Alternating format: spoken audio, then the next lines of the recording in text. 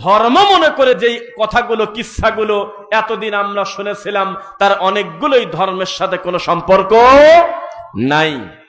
এখন আমরা দেখতেছি হাইরে হরিণের গল্প রে, হরিণের ওয়াজে যখন বৈরাগী হুজুর টান দিত একেবারে মেয়ে ছেলে পেলে সহ বিকট কান্না করেছে।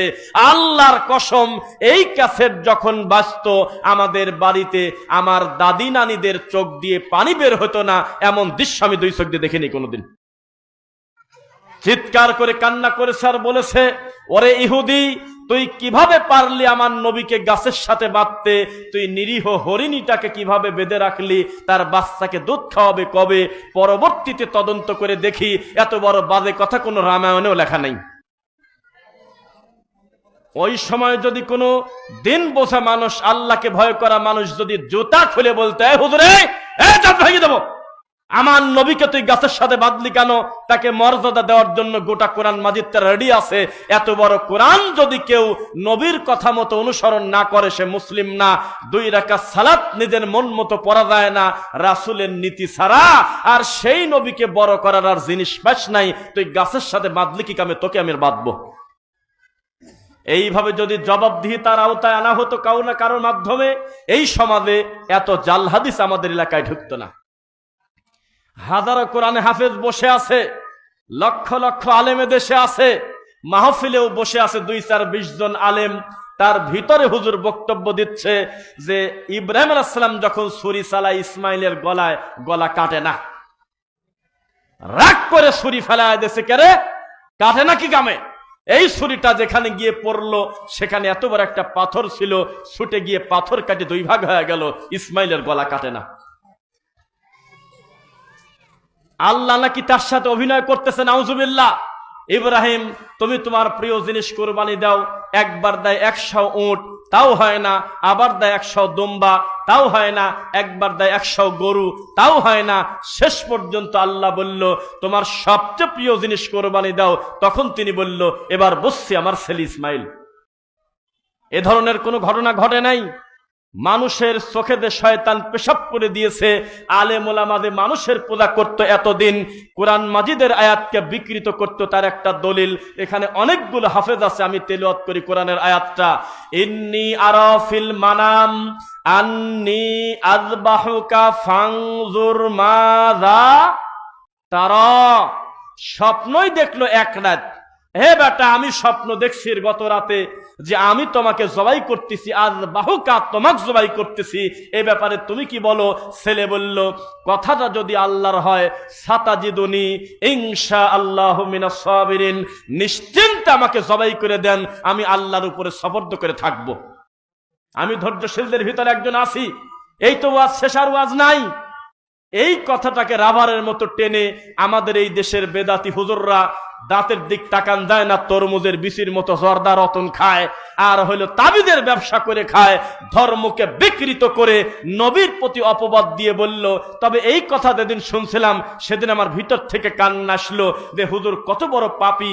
আমাদের নবী ইব্রাহিম আলাইহিস সালাম নাকি বলল আল্লাহ কি করি, আমার স্ত্রীকে যদি বলে দেই যে ছেলে জবাই করবো তো রাজি হবে না, কি করি? 2 জনকেই তো খুব ভালোবাসি আমরা।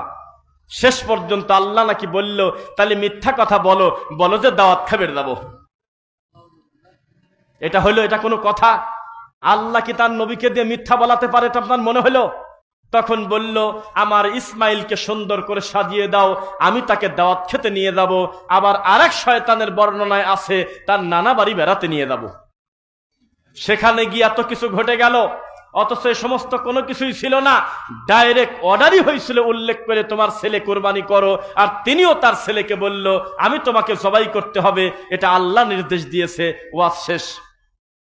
এই তো হুজুর, এই তো আমাদের দেশের বক্তব্য।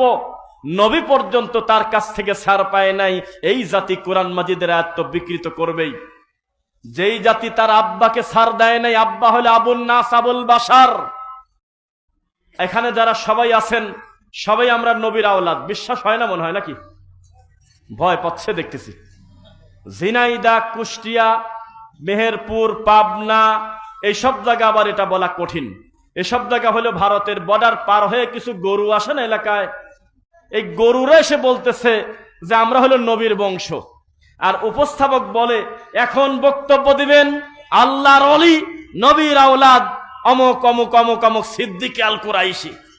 লোকজন কয়ে বাহ, যত নবীর বংশ ডেলিভারি হয় খালি ইন্ডিয়াতে, ভারত, বাংলাদেশ, পাকিস্তানে, সৌদি আরবে, যেখানে কোরআন নাজিল হয়েছে, যেখানে আমার নবী ইমামতি করেছে, যেখানে প্রতিদিন কম বেশি জিবরাইল এসে ওহী নিয়ে আসতো, কোনো দিন সেই জায়গার কোনো লোক আজও পর্যন্ত বলতে পারবে না যে আমি একটা নবীর বংশ খুঁজে পাইছি।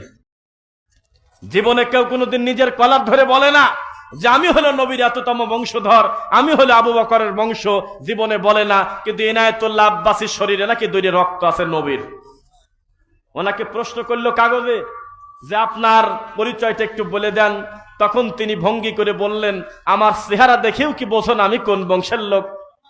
আমার এই শরীরে আমার নবীর দুইটা রক্ত আছে, এক আবু বকর, দুই নবীর চাচা আব্বাসের রক্ত আমার শরীরে আছে।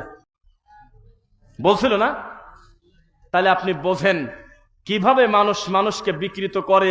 তবে ওর দোষ নাই, ওদের ধোকা দেশে আপনি ধরতে পারেন না, এটা আপনার দোষ।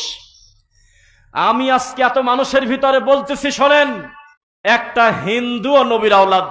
কেউ চ্যালেঞ্জ করলে হাত তোলেন। নরেন্দ্র মোদীও নবীর আওলাদ।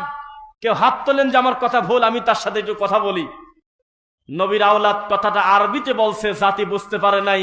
জাতি মনে করছে বাবা রে, এ তো ফুরফুর আর জয়নপুর ছাড়া তো নবীর বংশ নাই রে। অথচ নবীর বংশ মানে নবীর আওলাদ মানে নবীর ছেলে। একটা হিন্দু ও নবীর ছেলে, তার আব্বা হলো আদম। আবুন নাস মানুষের আব্বা, নট অনলি মুসলিম, যে কোনো মানুষের পিতার নাম হলো আদম। আবুল বাশার, তিনি বাশারের আব্বা। তার মাধ্যমে সারা পৃথিবীতে যারা আমরা আছি, ছেলে মেয়ে, সবাই আমরা তার সন্তান। এখন প্রশ্ন হলো, সন্তান হলেই কি নাজাত পাওয়া যাবে নাকি সুসন্তান হতে হবে? বলেন। শুধু সন্তান হলে পরকালে নাজাত পাওয়া যাবে না। শুধু সন্তান ছিলেন নূহ আলাইহিস সালামের একটা ছেলে, পরকালে নাজাত পাবে না। শুধু সন্তান ছিলেন আদম আলাইহিস সালামের একটা ছেলে, মার্ডার কেসের আসামি, এক ভাই আরেক ভাইকে মারিয়ে দিয়েছে। শুধু সন্তান ছিলেন ইব্রাহিম আলাইহিস সালামের আব্বার মতো একটা বাপ ছিল, রক্তের সম্পর্ক, অথচ এই বাপকে বিচারের মাঠে কোনো উপকার করতে পারবে না। প্রশ্ন হলো দিন কি? তাহলে আমাদের দেশের নবীর আওলাদ বললে খুব খায় কিনা বলেন? বাপরা রাসূলের আওলাদ, নবীর বংশ। আপনি মনে রাখবেন, এর থেকে বড় ধোঁকাবাদী পৃথিবীতে নাই। দুই, কেউ যদি নবীর বংশ হয়ও, এ কারণে কোনোদিন কারোর মর্যাদা কম বেশি হয় না। ইন্না আকরামাকুম ইনদাল্লাহি আতকাকুম, আল্লাহর কাছে একটা মানুষের সম্মান বাড়ে শুধুমাত্র তার আল্লাহ ভীরু আর তাকওয়ার কারণে। আমার নবী দুনিয়াতে এসেছিলেন এই বর্ণ প্রথা দূর করতে। হিন্দু ঠাকুরদের ভিতরে এখনো পর্যন্ত একটা কথা, তাদের উঁচু জাত আর নিচু জাত আছে কিনা বলেন তো? মেথর জাত আছে, ঠাকুর বংশ আছে, কিন্তু আমাদের ইসলামে তা নাই। আমাদের ইসলামে একটা মেথরও যদি আল্লাহকে ভয় করে, মুসলিম হয়, তার কাছে যদি আমার থেকে এলেম বেশি থাকে, আমি তার কাছে গিয়ে আমি এলেম নেব ইনশাআল্লাহ। কিন্তু তাদের ভিতরে তা নাই, পীর মুরিদের ভিতরে তা নাই। পীর মুরিদের নীতি হলো শিরকি নীতি, কুফরি নীতি। নবীর প্রতি অপবাদ না দেওয়া পর্যন্ত তাদের নীতি ঠিক থাকে না। মনে রাখবেন, আমার নবী বলেছেন আরব অনারব থেকে উত্তম নয়, অনারব আরব থেকে উত্তম নয়, কালো সাদা থেকে উত্তম নয়, সাদা কালো থেকে উত্তম নয়। প্রত্যেক মানুষের বিচার হবে ভালো মন্দ তার কর্মের উপরে। তাহলে আপনি বংশ প্রথা কোথায় পেলেন? এই বংশ প্রথা দূর করতেই তো নবী দুনিয়াতে এসেছিলেন, নাকি বলেন? এবার আপনাদের কাছে আরেকটা বিষয় বলি, কেউ যদি নবীর প্রতি অপবাদ দেয়, তাহলে তার থাকার জায়গা কোথায়? কোথায়? শোনেন, প্রতিদিন আমরা নবীর নামে জাল হাদিস বলি, রাসূলের নামে চালায় দেই। এবার আপনাকে একটা কথা বলি, আপনার কি মনে আছে ঈসা আলাইহিস সালামের কথা? আছে কিনা বলেন? ঈসা নবীর নাম শোনেন নাই? ঈসা আলাইহিস সালাম কি আবার দুনিয়াতে আসবেন? খ্রিস্টানরা বসে আছে, ঈসা নবী যেদিন দুনিয়াতে আসবেন সেদিন আমাদের খ্রিস্টানদের রাজত্ব চলবে, সব মুসলমানকে তিনি হত্যা করে দেবে। আর আমরা আশা করে বসে আছি, কোরআন বলতেছে তিনি দুইটা কারণে দুনিয়াতে আসবেন। এক, ও খ্রিস্টান নাসারা, তোমরা আমার প্রতি মিথ্যা অপবাদ দিয়েছিলে, বলেছিলে যে মাসিহ ইবনে মারইয়াম আমি নাকি আল্লাহর ছেলে। আমি ক্লিয়ার করতে আসলাম, আমি আসলে আল্লাহর ছেলে না, আমি আল্লাহর রাসূল। দুই, তোমরা আমাকে বলেছিলে আমাকে নাকি তোমরা হত্যা করে তুলে দিয়েছো, শুলে চড়িয়েছো। ওয়ামা কাতালুহু ওয়ামা সালাবুহু ওয়ালাকিন শুব্বিহা লাহুম, অথচ তোমরা আমাকে মারো নাই, হত্যা করতে পারো নাই। আমি হায়াত সহ আমি আমার আল্লাহর জিম্মায় ছিলাম। এটা ক্লিয়ার করতে তিনি আবার আসবেন। আর আমাদের সমাজে আমার রাসূলকে নিয়ে হাজার হাজার জাল হাদিস এই সমাজে আছে, এগুলো ক্লিয়ার করবে কি আপনি বলেন? জাল হাদিস কি আছে সমাজে? প্রচলিত জাল হাদিস কত প্রতিনিয়ত আল্লাহর ঘরে হয়, এগুলো যদি আমি সিরিয়াল করে বক্তব্য দেই, প্রায় 394টা আমি নিজে বলতে পারবো আজকের এই মাঠে, যেগুলো মানুষ মিনিটে মিনিটে বলে। আপনি কেমন আছেন? কয় যে আল্লাহ রাসূলের দয়ায় ভালো আছি। বলে দয়া কি রাসূল করবে না আল্লাহ করবে? কথাই বলে না। আপনাকে জিজ্ঞাসা করলাম আপনি কেমন আছেন, আপনি বললেন যে আপনার 10 জনের দোয়ায় আসি ভালো। কিসের 10 জনের দোয়া? 1 কোটি লোকের দোয়ার থেকে আল্লাহর দয়াটা বেশি জরুরি। কে দোয়া করতেছে সিরিয়াল আমার জানা নাই, সরাসরি মুখ দিয়ে বলতে হবে আলহামদুলিল্লাহ আমি ভালো আছি। বোঝা যাচ্ছে কিনা? শব্দ চয়নে কত ধরনের বিদআত শিরিক করি, এই সমস্ত ব্যাপারে আমাদের দেশে কোনো বক্তব্য নেই।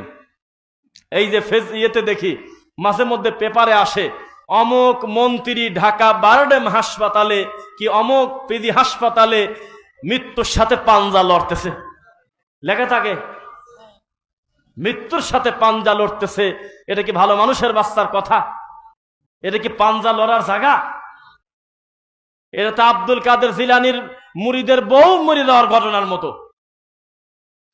নাউজুবিল্লাহ পড়েন। মনে রাখবেন এই জাতি এখনো পর্যন্ত তার রাসূলের থেকে পীর ফকিরকে বেশি ভালোবাসে, বেশি মহব্বত করে। সেই জন্য কোনোদিন এই জাতির কল্যাণ হবে না। আপনি মনে রাখবেন এই দেশের হুজুররা ধর্মের নামে যে পরিমাণ জাল হাদিস বলে, রাসূলের প্রতি মিথ্যারোপ করে যেভাবে নতুন নতুন ইবাদত বানায়, ইসলামী শরিয়া থাকলে প্রকাশ্যে তাদেরকে ঝুলিয়ে দিত ধর্মকে বিকৃত করার জন্য। এই তো আসতেছিলাম এক ভাইয়ের সঙ্গে, এই এলাকারই তিনি বলতেছিলেন যে আমিও তো প্রথম সৌদি আরবে গিয়ে ধাক্কা খাইছি, কেন শবে বরাত নাই কি কামে? শবে বরাতের মতো এত বড় একটা গুরুত্বপূর্ণ রাত, যেই রাতে আমাদের বাংলাদেশে হাজার হাজার খতম হয়, লক্ষ লক্ষ মন জিলাপি মসজিদে ঢুকায়, মসজিদের কার্পেট আমরা নোংরা করে ফেলি, লাখ লাখ লোক আমরা মিলাদ করে কান্না করি, নামাজ পড়ি আর দিনে রোজা রাখি, এত বড় দামি শবে বরাত গেল কোন জায়গা? এই রাত সম্পর্কে এই সৌদি আরবের লোক ঘুম পারে কেন? কেউ ঠিক পায় না ব্যাপারটা কি? তখন আবার চিন্তা করলাম ধর্ম যদি পৃথিবীতে কেউ ভালো করে বুঝতে চায় তো সৌদি আরব ছাড়া এত ভালো কে আর বুঝবে? কারণ মায়ের পেট থেকে পড়ার পরে কান্না আর হাসি বাদে মোটি তাদের আরবি। কোরআন মাজিদ পড়ার জন্য আলাদা অনুবাদ লাগে না, পরে আর অর্থ বুঝে যায়, কারণ এটা তার মাতৃভাষা। সেই লোক শবে বরাত খুঁজে পেল না, তাহলে আমরা বাংলাদেশের লোক খুঁজে পেলাম কিভাবে? আশ্চর্য লেগেছে সৌদি আরবে গিয়ে যে বিষয়টা কি, শবে মিরাজ কবে গেল? 12ই রবিউল আউয়াল, কবে গেল 10ই মুহররম? না কোনো মিছিল মিটিং, না কোনো নতুন নতুন ইবাদত, না কোনো জিলাপি খুরমা। বিষয়টা কি আছে? আপনাকে আমি বলেছিলাম আমার সন্দেহ হয় আপনি কি হজ করতে সৌদি আরবে গেছেন না সিঙ্গাপুরে, তা আমার জানা নাই।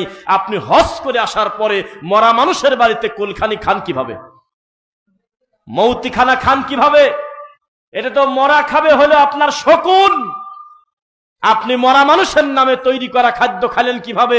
আপনার জানা উচিত ছিল আল্লাহর কাবা ঘরে মসজিদে নববীতে ডানে বামে সালাম ফেরানোর পরে সালাতুল জানাজা, এই শব্দটা প্রত্যেকটা ওয়াক্তে আপনি শুনছিলেন। প্রতিটা ওয়াক্তে সালাত হয়েছে, জানাজার নামাজ হয়েছে। এমন এমন লোকের জানাজা আপনি পড়েছিলেন, আপনি হয়তো জানেন না। আপনার গোটা বাজার গোপালপুর লোক ইনকাম করে যত টাকা ইনকাম করবে একদিনে, তাদের 1 ঘন্টা এর থেকে বেশি রোজগার আল্লাহ দেয়। আপনি করেন আলুর ব্যবসা, পটলের ব্যবসা, এটা হালাল। তারা করে গোল্ডের ব্যবসা। এত বেশি আল্লাহ তাদের নিয়ামত দিয়েছে, এক টেবিলে লাঞ্চ করার সময় যে পরিমাণ খানা খায় এটা গ্রামকে খাওয়ানো যাবে প্রায় এই টাকা খরচ করলে। এত বড় লোক, এত বড় ধনী লোকের বাপ মরে গেছিল, আপনি হয়তো নাম জানেন নাই, তার জানাজায় ছিলেন। একটা বার ইমাম বলল না যে সালাম ফেরানোর পরে আপনারা বসবেন, মিলাদ আছে। কোনদিন বলে নাই যে 3 দিনের দিন এই মাইয়েতের বাড়িতে মৌতি খানা, কোনদিন এই ঘোষণা দিল না। তাহলে আপনি হজ করে আসার পরে এখনো মানুষের বাড়িতে মরা খান, আমরা এখনো বিশ্বাস করতে পারতেছি না আপনি হজ করতে গেছিলেন কোন জায়গা।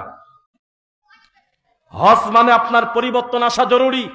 আপনি বারবার যেখানে সেখানে বলেছিলেন লাব্বাইক আল্লাহুম্মা লাব্বাইক লা শারীকা লাকা লাব্বাইক, এগুলো ছিল হলো তাওহীদের শব্দ, এগুলো ছিল আল্লাহর একত্ববাদের শব্দ। এই লোকটা হজ করে আসার পরে আপনি অষ্টাধাতুর আংটি আর হাতে বালা নিলেন কোন হিসাবে? আপনি কি জানেন না কোনো কিছুর উপরে যদি কেউ সফর্দ হয়, কোনো কিছুর উপরে যদি শরীরে লটকায়, আল্লাহ তার উপরেই তাকে ছেড়ে দেয়। আপনি তাবিজ গলায় নিলেন কেন? আপনি এখানে এসে আপনি কেন এটা মনে করলেন যে আমাকে অষ্টাধাতুর আংটি নিতে হবে, বালা পড়তে হবে? অথচ আপনাকে বারবার বলা হলো আমার জন্য আমার আল্লাহ যথেষ্ট। তাওহীদের ঘোষণা দিয়ে গোটা মাঠ কাঁপায় দিয়ে এই দেশে এসে আপনি খয়রাত খাচ্ছেন, মিলাদ পড়তেছেন। আপনি মুনাফিক, আপনি মুনাফিক, আপনি মুনাফিক। সাবধান। রাসূল সাল্লাল্লাহু আলাইহি ওয়াসাল্লাম কত জান্নাতি মানুষের জানাজা পড়ায়ছে, যাদের ব্যাপারে জান্নাত সুসংবাদ পর্যন্ত দেওয়া আছে। জীবনে কোনোদিন নবী বলে নাই কে কোথায় আসো, আসো সবাই মিলে হাত তুলে মোনাজাত করে একটু জান্নাতে দিয়ে দেই। কোনোদিন এই কাজ করে নাই। আমাদের এই দেশে এত বিদআত, এত শিরিক থাকবে কেন? আপনি কি জানেন কিনা যেই বক্তব্যগুলো আমরা দিচ্ছি অধিকাংশই সমাজের চলমান জিনিসের বিরোধিতা করতেছি। আমরাও পারি নিউট্রাল বক্তব্য দিয়ে, হরিণের গল্প দিয়ে 1-2 ঘন্টা সুর দিয়ে চলে যাব। পাবলিক বলবে বাহ, মনটা ভরায় দিয়ে গেছে, কি বলছে রে কথা জানি না। কোনো লাভ নাই। এই সমাজে আমরা বলেই যাব যতদিন পর্যন্ত একজন মাইয়েতের কবরে খেজুরের ডাল গাড়া হবে ততদিন পর্যন্ত বলে যাব মরা মানুষের কবরে খেজুরের ডাল গাড়া বেদাত। আপনি মানলেই কেন, না মানলেই কি? যতদিন কবরের চারপাশে 4টা কুল পড়বে আর লাঠি গাড়বে ততদিন পর্যন্ত আমরা আমাদের আওয়াজ রেখেই যাব। আল্লাহকে বলবো আল্লাহ আমি আমার দাওয়াত পৌঁছে দিয়েছি, মানে নাই সেটা ভিন্ন কথা। এই সমাজে একজন বেদাতি হুজুর যদি মিলাদ পড়া বন্ধ না করে, আমরা লাঠির জোরে না, পিঠানোর জোরে না, কোরআন হাদিসের দলিলে আমরা বলে যাব মিলাদ পড়া হলো নবীকে অপমান করা, দরুদ পড়লে তার মর্যাদা বৃদ্ধি করা হয়। এই সমাজের মানুষ তাবিজ গলা থেকে খুলবে কিনা তা জানি না, তবে আমরা আমাদের জায়গা থেকে চিৎকার দিয়ে বলে যাব মান তাআল্লাকা তামিমাতান ফাকাদ আশরাক। কেউ যদি কোনো তাবিজ বালা কোনো কিছু শরীরে লটকায় কল্যাণের আশায়, তাহলে সে শিরিক করল আল্লাহর সাথে। এই সমাজের মুরব্বীরা জর্দা খাওয়া বন্ধ করবে কবে তা আমি জানি না। কবে তারা বুঝবে যে রতন জর্দা, হাকিমপুর জর্দা হারাম, আমি তা জানি না। তবে আমি আমার বক্তব্য দিয়েই যাব জর্দা হারাম, হারাম, হারাম। আমরা আমাদের মতো বক্তব্য দিয়েই যাব। যদিও এখনো যদি আপনাকে দাঁড়াতে বলি যে একটু দাঁড়ান, আমি আপনাকে দেখবো আপনার হাঁটুর অবস্থা, আপনার গোড়ালির অবস্থা, প্রায় অধিকাংশ লোকের এখনো প্যান্টটা টাকনোর নিচে আছে। অথচ এই কারণে আপনাকে বিচারের মাঠে আল্লাহ আপনার দিকে তাকাবেন না। এত বড় পাপীর ব্যাপারে আমাদের মসজিদে কোনো খুতবা নাই, আমাদের ইমাম সাহেবের কোনো মাথা ব্যথা নাই। তার শুধু একটাই চিন্তা, খেয়াল রাখবি কেউ যাতে মসজিদে জোরে আমিন বলতে না পারে। আমাদের হুজুরদের কাছে জেনা কোনো পাপ না, সুদের মতো ভয়াবহ পাপকে মেনে নিয়েছে, ছেলে মানুষের কানের দুল মেনে নিয়েছে। আর সভাপতি সাহেব যে বেতন দেয় সে তার মেয়ের সম্পত্তি ছেলেকে লিখে দিয়েছে 15 বছর আগে। এখনো পর্যন্ত আতঙ্কে এই বিষয়ে বক্তব্যও দেয় না যে বেতন বন্ধ হয়ে যাবে। এত বড় ঠান্ডা হুজুর খালি একদিনে রাগ করছে, যেই দিন তার পিছনে একটা মুসল্লি হাতটা নিচের থেকে একটু উঠায় বুকে বাঁধলো, এই দিন ইমাম আর সহ্য করতে পারতেছে না। আমাদের সমাজে আপনি মনে রাখবেন রাসূল সাল্লাল্লাহু আলাইহি ওয়াসাল্লামের সুন্নাহ হত্যা করার জন্য হুজুর মনে হচ্ছে মনে প্রাণে রেডি, কে কার থেকে বেশি নবীর সুন্নাহকে ব্যঙ্গ করবে।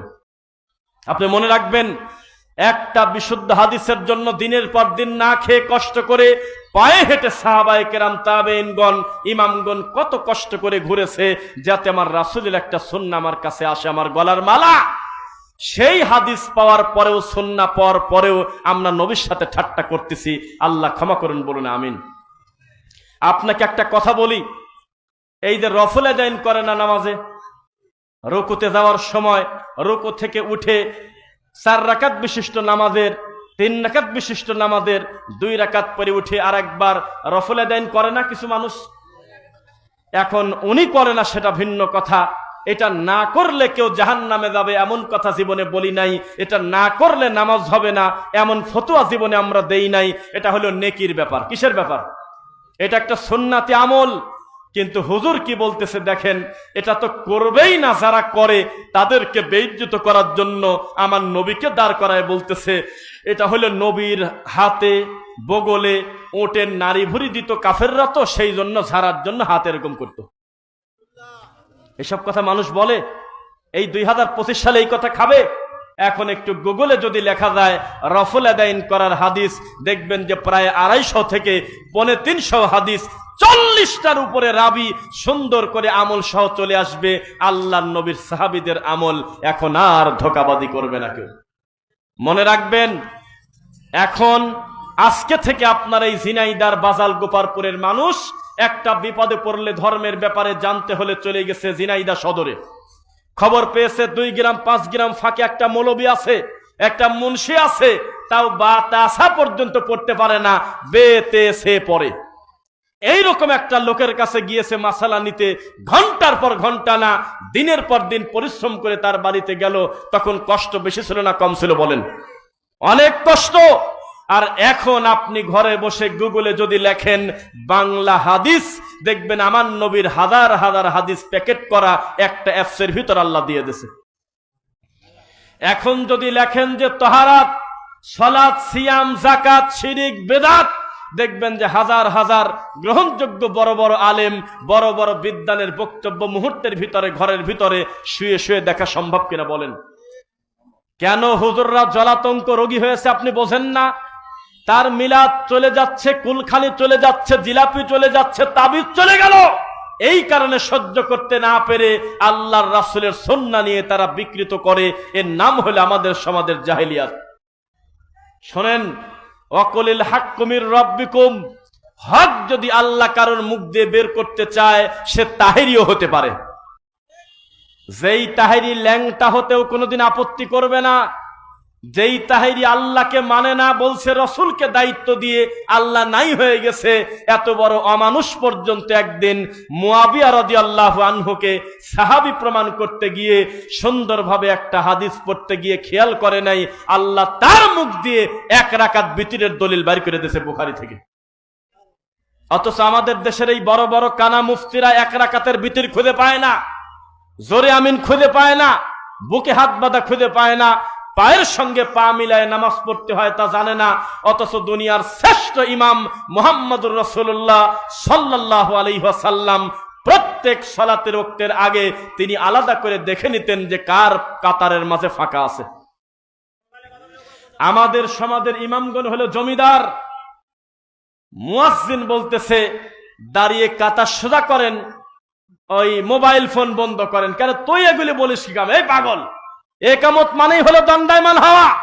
মুয়াজ্জিন ডাইরেক্ট বলবে আল্লাহু আকবার, আল্লাহু আকবার, আশহাদু আল্লা ইলাহা ইল্লাল্লাহ, আশহাদু আন্না মুহাম্মাদার রাসূলুল্লাহ, হাইয়া আলাস সালাহ, হাইয়া আলাল ফালাহ, আল্লাহু আকবার, আল্লাহু আকবার, লা ইলাহা ইল্লাল্লাহ।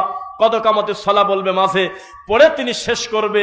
এবার সঙ্গে সঙ্গে আল্লাহু আকবার ইমামতিতে বলতে পারবে না, তিনি তার মুখটা ঘোরায় মুসল্লির দিক থেকে তাকাবেন। 2 জন হোক আর 3 জন মুসল্লি হোক, আগে তাকায় বলবে পায়ে পা কাঁধে কাঁধ মিলিয়ে দাঁড়ান, আমি আপনাদের মাঝে শয়তান দেখতে পাই, নবী নিজে বলছে। সুন্দর করে কাতার সোজা করেন, সামনের কাতার পূরণ করেন, এ কথা বলবে ইমাম।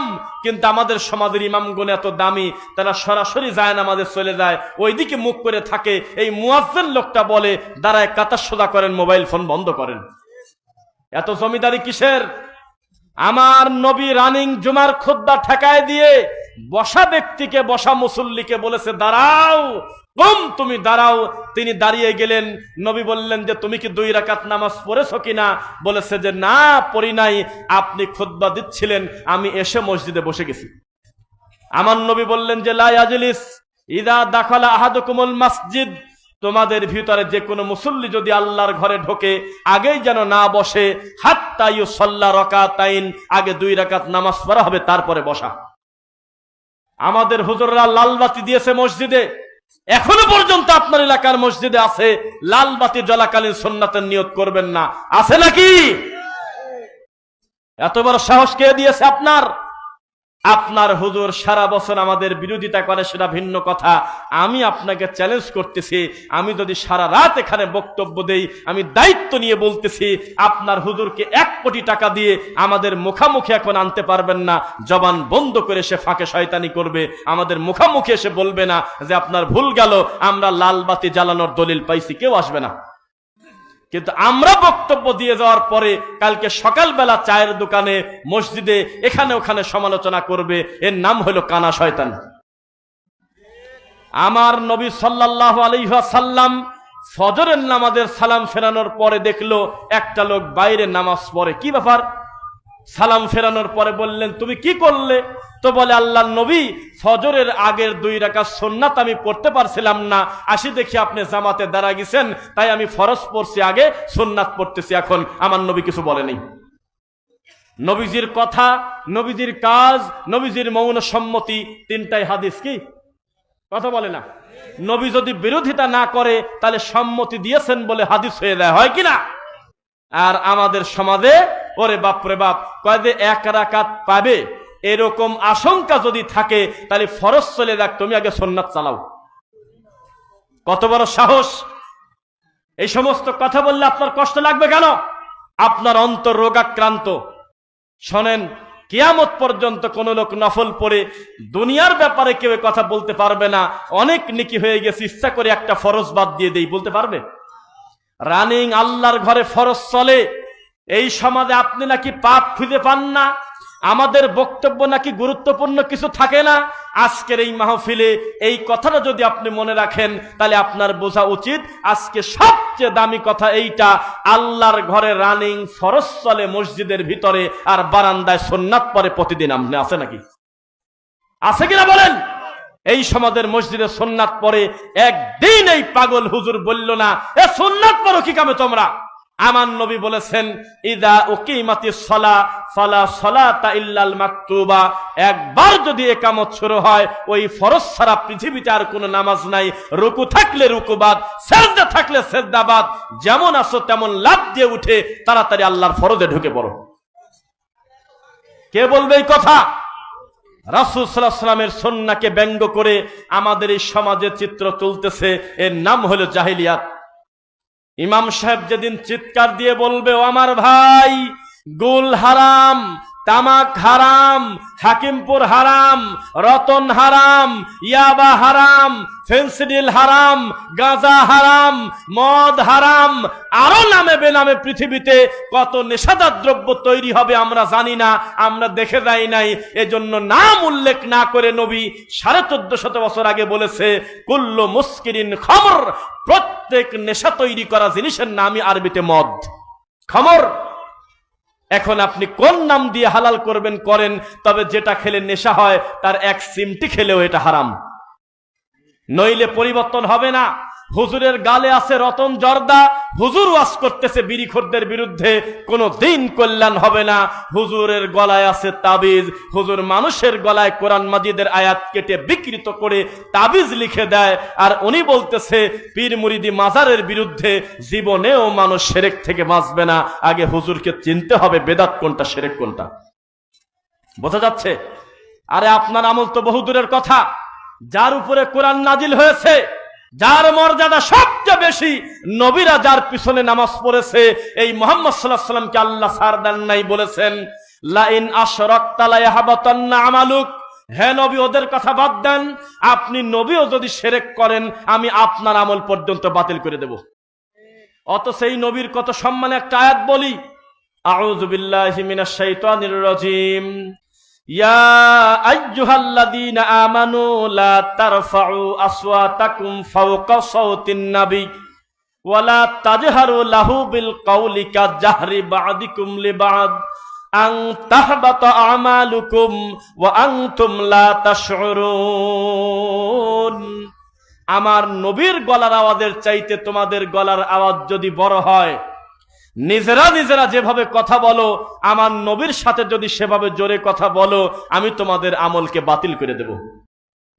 ওয়া আনতুম লা তাশউরুন, তোমরা টেরও পাবে না তোমাদের ইবাদতগুলো গেল কোন জায়গা। আমি বিনা অনুমতিতে তোমাদের ইবাদত কাটিয়ে দেব। তোমার কণ্ঠ আমার নবীর কণ্ঠের উপরে গেল কি কারণে? উত্তর দেওয়া গে। তার সেই নবীর মর্যাদা আছে কিনা? আছে কিনা? তা আমরা সেই নবীকে মর্যাদা দেই 10 মুহররমের দিন, 12 রবিউল আউয়ালের দিন, শবে বরাতের দিন, লাইলাতুল কদরের দিন, আর কোনো জায়গা নেই। এই 2025 সালে আমাদের সমাজের দায়িত্বশীলরা কি পরিমাণ হিংস্র আপনি দেখেন। 1450 বছর আগে নবী সাল্লাল্লাহু আলাইহি ওয়াসাল্লাম দুনিয়াতে এসেছিলেন, আবার তিনি দুনিয়া থেকে মারা গেছেন, সত্য না মিথ্যা? এই 1450 বছর চলে গেছে, এখনো পর্যন্ত আমরা সিদ্ধান্ত নিতে পারি নাই যে আল্লাহ তাকে কি দিয়ে বানাইছিল। নবী কি মাটির তৈরি না নূরের তৈরি, এ ব্যাপারে বক্তব্য হয় কিনা দেশে? শোনেন, এগুলো আমরাও বলা বন্ধ করে দিয়েছি, কারণ আমরা জানি জমিনের ভোটাভুটিতে কিছুই আসা যায় না, আল্লাহর কাছে যার জয় তার হলো জয়। আপনাকে আমরা চিনি, আমরা স্বীকার করতেছি আপনার লাঠির জোর বেশি, সংখ্যা আপনার বেশি। এই ঝিনাইদাতে যদি এখন ভোটাভুটি হয়, আল্লাহর নবী মাটির তৈরি না নূরের তৈরি, এখানে নূরের লোক বেশি ভোট পায় জয় হয়ে যাবে, এখানে হকটা পরাজয় হবে। এখন যদি সারা দেশে ভোটাভুটি হয়, আল্লাহ কি আসমানে, আল্লাহ কি উপরে, নাকি কলবে, তাহলে এই দেশে কলবালারা বেশি ভোট পাবে, আরশালারা ভোট বেশি পাবে না। এই দেশে যদি ভোটাভুটি হয় যে নবী সাল্লাল্লাহু আলাইহি ওয়াসাল্লাম কি গায়েবের মালিক কিনা, তার ব্রাহ্মণবাড়িয়া থেকে প্রায় 80 ভাগ ভোট পায়, এখানে নবীকে গায়েবের মালিক বানিয়ে শিরক করে ঈমান হারা হওয়ার লোক বেশি। মনে রাখবেন, জমিনের ফয়সালাই চূড়ান্ত না, আরেকটা চূড়ান্ত ফয়সালা হবে আল্লাহর সামনে। সেদিন দেখব তাওহীদবাদীদের পাওয়ার আর বেদাতের মুশরিকদের পরাজয় ইনশাআল্লাহ। সাবধান। রাসূল সাল্লাল্লাহু আলাইহি ওয়াসাল্লাম ডাইরেক্ট আল্লাহ বলতেছে আর রহমান আলাল আরশি ইস্তাওয়া, আমি আল্লাহ আরশের উপরে থাকি। আর এখন যদি ক্যামেরা নিয়ে বের হন, মিডিয়া নিয়ে, আমাদের এই হুজুরদেরকে যদি ভোট করেন, প্রায় 90% হুজুর বলবে আল্লাহ নাই কোন জায়গা। এই দেশে সাহাবীদের থেকে বায়েজিদ বোস্তামির দাম বেশি। যেই বায়েজিদ বোস্তামি মরার আগে বলে গেল, তালাবতুল্লাহ সিত্তিনা সানা ফাইদা আনা হুয়া, আমি আমার জীবনে প্রায় 60 বছর ধরে খোঁজাখুঁজি করলাম আল্লাহকে ধরতে পারি কিনা। শেষ পর্যন্ত তদন্ত করে দেখলাম ফাইদা আনা হুয়া, কোন জায়গা আল্লাহ নাই, আমি বায়েজিদ নিজেই আল্লাহ। এই কথা বলে কি বাইরে? পিছনে জানতো দায়িত্বশীলরা। কোন রোগী থাকলে ধরে নিয়ে আসেন সামনে, বাইরে যেন ফিসফিস না করে ইনশাল্লাহ, ঠিক আছে? এখানে কোনো গান নকল করা হয় না, খিলখিল করার মঞ্চ না এটা। যত সময় কথা হবে আল্লাহ এবং তার রাসূলের কথা ইনশাআল্লাহ। লিল্লাহি তাকবীর। রাসূল সাল্লাল্লাহু আলাইহি ওয়াসাল্লামের প্রতি অপবাদ দিলে তার থাকার জায়গা কোথায়? কোথায়? জাহান্নাম। দেখেন, আপনাকে একটি কথা বলি। নবী সাল্লাল্লাহু আলাইহি ওয়াসাল্লাম একটা হাদিস বলেছে, এই হাদিসটা বলার পরে আপনারা নিজেরাই বলবেন যে মাজার পূজারীরা কত বড় খারাপ। আপনি বলবেন, আমি বলবো না। হাদিসটা বলি, লা তুতরুনি কামা আতরাতিন নাসারা ইবনা মারইয়াম, হে আমার সঙ্গী সাথীরা, তোমরা আমি মুহাম্মদকে বড় করতে গিয়ে ঈসা নবীর মতো আল্লাহর ছেলে বানা ছাড়ো না। ঈসা নবীর গ্রুপ খ্রিস্টানরা বেশি ভালোবাসতে গিয়ে তাদের নবীকে বলেছে মাসিহ ইবনে মারইয়াম, আমাদের ঈসা এতই ভালো যে ঈসা হলো আল্লাহর ছেলে, আর তার মা মারইয়াম হলো আল্লাহর বউ। বলে নাই? বলছে নাকি? খবরদার, তোমরা আমি নবীকে নিয়ে বাড়াবাড়ি করো না। ফা ইন্নামা আনা আব্দু, আমি মুহাম্মদ হলো আল্লাহর একজন বান্দা। ফাকুলু আব্দুল্লাহি ওয়া রাসূলু, পার্থক্য হলো আমাকে তোমরা রাসূল বলতে পারো, তবে তোমরা রাসূল না, এই তো পার্থক্য। তবে মানুষ হওয়ার ক্ষেত্রে তোমরা আর আমরা এক, মানুষের হিসাবে। শুধু মর্যাদা কম বেশি, কিন্তু আমিও একজন মানুষ, তোমরা একজন মানুষ। মিথ্যা না সত্য বলেন? আমাদের সমাজে নবীকে বলতেছে তিনি নূরের তৈরি, বলে কিনা? নবীকে বলতেছে নবী হলো জাতি নূর, সিফাতে নূর, বিভিন্ন কিছু বলে আল্লাহ এবং তার নবীকে মিশায় দিচ্ছে। আপনার পাশের জেলা রাজবাড়ী, একটা আশ্চর্য জেলার একটা মানুষ, একটা লম্বা জায়গা, এখানে এক ভাই আছে, গ্রামের নাম কি জানো? কোমরপাড়া, আলাদিপুর, আরো বেশ কিছু জায়গা আছে, আমরা মাহফিল করেছি। এখানে মুসলমান নামাজি লোক মুরিদ হচ্ছে কাফেরের কাছে। কি একটা তাজ্জব! কাদেরিয়া তরিকার নাম শুনছেন কারা কারা? কাদেরিয়া তরিকা, হাত নামান। এই কাদেরিয়া তরিকার একটা নিকৃষ্ট জাহান্নামের পোকা বললেও অন্যায় হবে, মনে হয় আরো বেশি করে বলা লাগবে। এই লোক দাড়িও নাই মুখে, ডাইরেক্ট তিনি তার মুরিদদের সামনে বলতেছে আল্লাহ যখন উপরে তখন আল্লাহ আহাদ, আল্লাহ যখন নিচে তখন আল্লাহ মুহাম্মদ। এই লোকের কাছে হাজার হাজার লোক মুরিদ হচ্ছে রাজবাড়ী। আর উনার নিজের মাঠে আমি বক্তব্য দিয়ে আসলাম, 3 থেকে 4 জন লোক আমাদেরকে প্রোটেকশন দিয়ে বক্তব্য দিল। আমরা শুরুতেই বললাম যে উনি হলো অমুসলিম, এই অমুসলিমের কাছে মুসলমানরা মুরিদ হয়। বোঝা কি যাচ্ছে? এই সমাজ চলতেছে শিরকের উপরে, এই সমাজ চলতেছে বিদাতের উপরে। কেউ কারোর সন্ধান রাখেন, আপনি মনে রাখবেন আপনার এটা তো বহু দূরের কথা, এর থেকে আরো বড় ডেঞ্জারাস জায়গা। আমরা ঘোর পালান ওয়াজ করে আসলাম, আমাদের স্টেজের পিছনে হলো মরা পীরের মাজার। সেখানে বক্তব্য দিয়ে বলেছি এই মাজারের খাদেম হলো টয়লেটের পোকার থেকে খারাপ। ডাইরেক্ট মুখের উপর বলে আসছি, এই কবরটা যদি পিটায় ভেঙে সমান করতে পারে এই মাজারওয়ালার ছেলে, তাহলে তার বাপ অনেকটা উপকার পাবে বলে আমরা আশাবাদী। কবর কোনোদিন পাকা করার জিনিস না। জান্নাতি মানুষ ঘুমিয়ে আছে, জান্নাতি মানুষ শুয়ে আছে বাকিউল গারকাত, যেটা আপনারা জান্নাতুল বাকি নামে চেনেন। 2 চোখ দিয়ে তাকায় দেখেছি, একটা ইট দিয়ে একটা সামিয়ানা দিয়ে কোন রকম ভাবে তাদের পর্দা করে কোন নেম প্লেটে নাম লেখা আছে, কেউ প্রমাণ দিতে পারবেন? একটা দান বাক্স আছে। মরা মানুষের কাছে টাকা দেওয়া কিসের জন্য দিচ্ছে মানুষ? এই সমাজের মানুষ শিরিক বাদ দিলে তার কিচ্ছু থাকে না। আল্লাহ বলেছেন ওয়ামা ইউমিনু আকসারুহুম বিল্লাহ ইল্লা ওয়া হুম মুশরিকুন, তারা অধিকাংশ ঈমান আনে কথা ঠিক, তবে ঈমান আনার পরেও তারা মুশরিক, তারা শিরক করে। এই সমাজের মানুষ বলতেছে যে আমরা পীরের কাছে যাই, মুরিদ হই, পীরকে তো আমরা আল্লাহ মনে করি না, আমরা একটা ওসিলা মনে করি। এটাই তো আবু জেহেল মনে করত। আবু জেহেল, ওয়ালা ইন সালতাহুম মান খালাকাস সামাওয়াতি ওয়াল আরদ, বলো তো আসমান আর জমিন কে বানাইছে? আবু জেহেলরা পর্যন্ত বলতো লা ইয়াকুলুন্নাল্লাহ, তোমার কাছে জিজ্ঞাসা করব কেন, এগুলো আল্লাহ বানাইছে, তাহলে এগুলোর পূজা করো কেন? তখন তারা বলতো লিয়ুকাররিবুনা ইলাল্লাহি যুলফা, আমাদের এই দেবদেবীগুলোকে আমরা আল্লাহ মনে করে পূজা করি না, এগুলো হলো আল্লাহর ওয়াসার, এগুলো হলো গ্যাটিস, এগুলো হলো ওসিলা।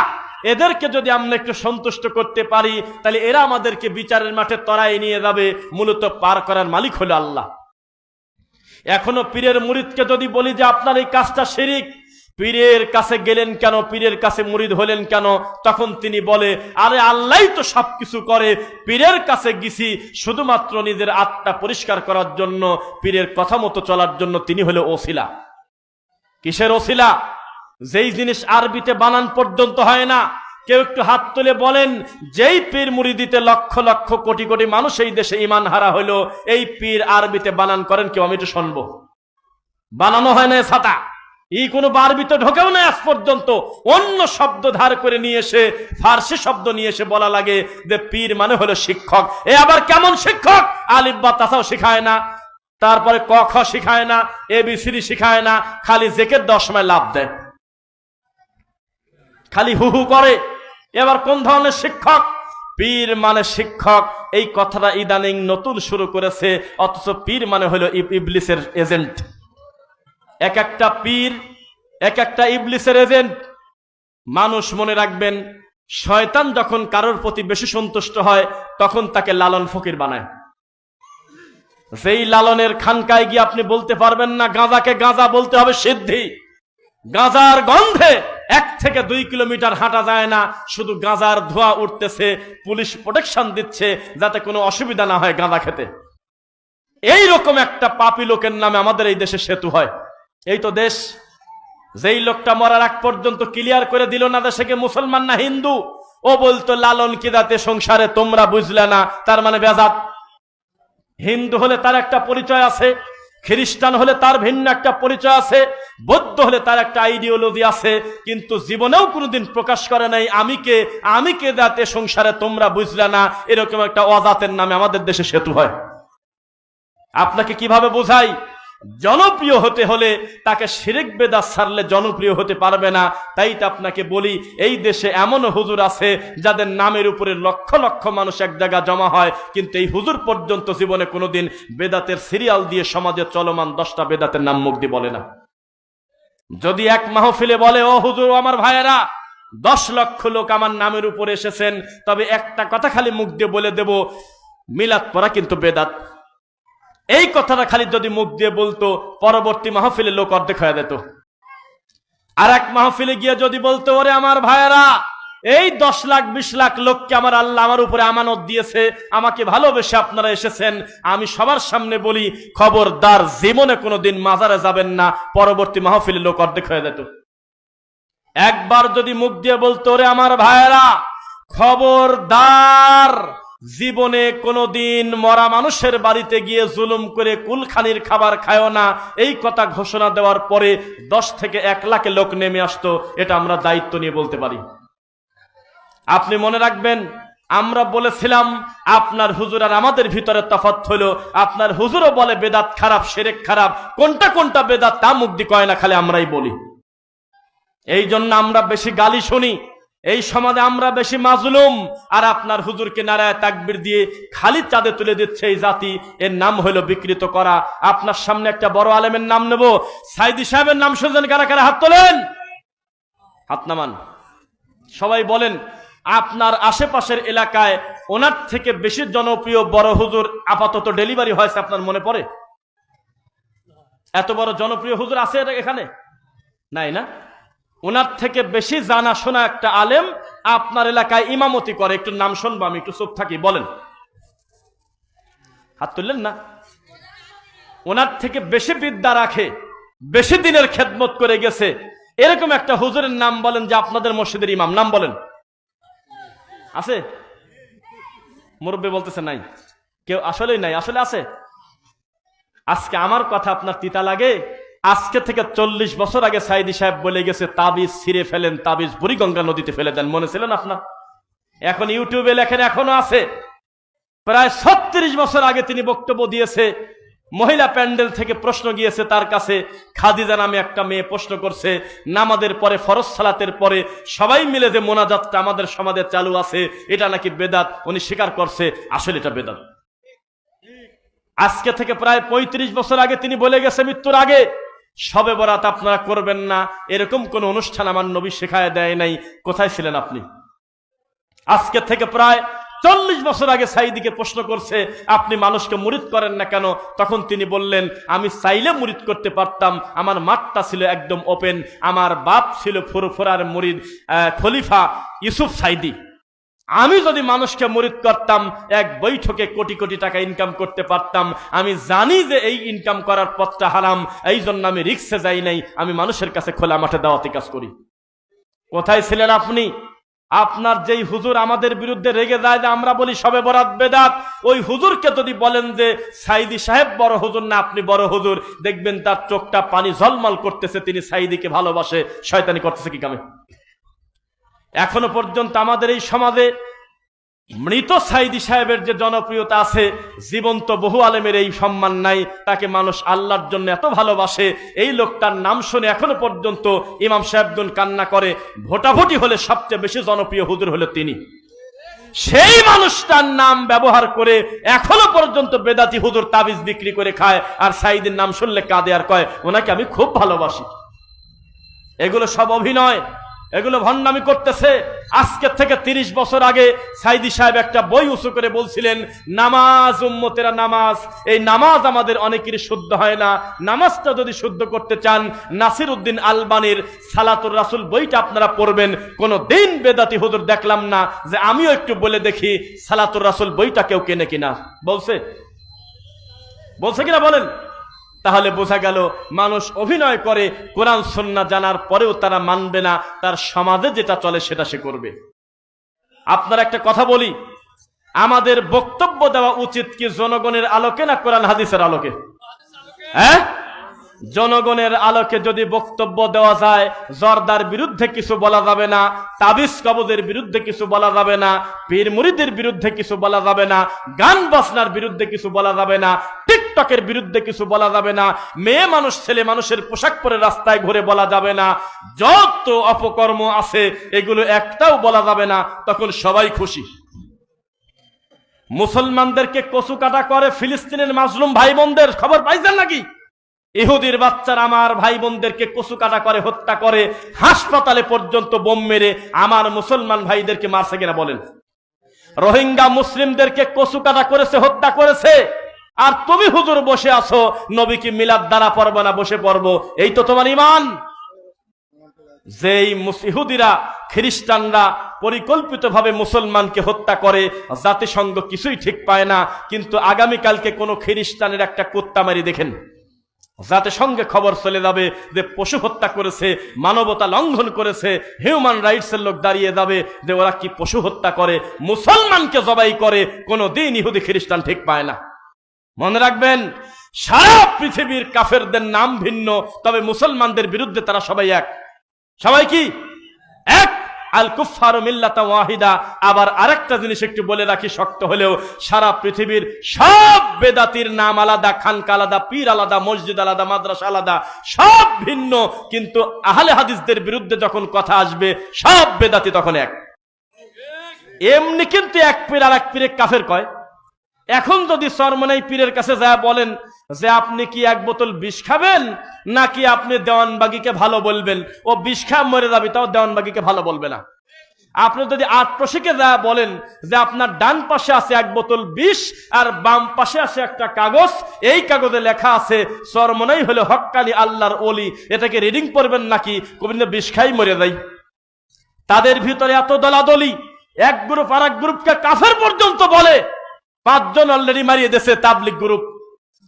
সবার হাতেই টুপলা, সবাই 40 দিনের জন্য বের হয়েছে, সবার হাতেই ফাজাইল, কিন্তু এক ভাই আর এক ভাইকে হত্যা করে দিয়েছে।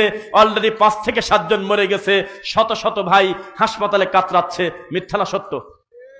এক গ্রুপ আর এক গ্রুপকে এত ঘৃণা করে, কিন্তু যখন আহলে হাদিসদের মসজিদ ভাঙার কথা ওঠে সব বেদাতি তখন নারায়ে তাকবীর দিয়া খয়া দেয়। যখন জোরে আমিন ঠেকানোর কথা আসে সব বেদাতি তখন এক হয়ে যায়, ব্যানার নিয়ে রাস্তায় নামে, ডক্টর জাকির নায়েকের পিস টিভি বন্ধ চাই। কয়দিন পর ওর মা সানি লিওন এসে নাচে গেল, কোনো অসুবিধা নাই। কয়দিন আগে ওইরা কাব্বা আসলো পাকিস্তান থেকে এই দেশে নাচতে, গান গাইতে, লক্ষ লক্ষ মেয়ে ছেলে পেলে কার সাথে কে ঢুকলো বেপর্দা হয়ে, এই গান শুনলো, তাতে ইমানের কোনো ক্ষতি হলো না, কিন্তু জোরে আমিন বললে ইমান আর থাকে না। এই তো তুমি হুজুর, তুমি বলেছিলে যদি জাকির নায়েক এই দেশে ঢোকে আমরা এয়ারপোর্ট ঘেরাও করব। তোমার এই বক্তব্য দেওয়ার কয়দিন পরে একটা ল্যাংটা মহিলা এসে এই দেশে 12 কোটি টাকা নিয়ে গেছেন নাইসি। মিথ্যা বললে কেউ হাত তোলেন? তাহলে মনে রাখবেন, আলেম ওলামা দায়িত্বশীল কাজ করতেছে না, এটাই সত্য। অধিকাংশ হলো অনুমান আর ধারণার ভিত্তিতে দিন ধর্ম চালায়। লা তালবিসুল হাক্কা বিল বাতিল ওয়া তাকতুমুল হাক্কা ওয়া আনতুম তা'লামুন। খবরদার, সত্য মিথ্যা তোমরা গোলায় ফেলো না, হক বাতিল আলাদা করো, হক আর বাতিলকে মিশায় ফেলো না, জেনে শুনে সত্য গোপন করো না। এ কথা কার? আল্লাহ, তুমি আমাদের অতীতের ভুলগুলো ক্ষমা করো।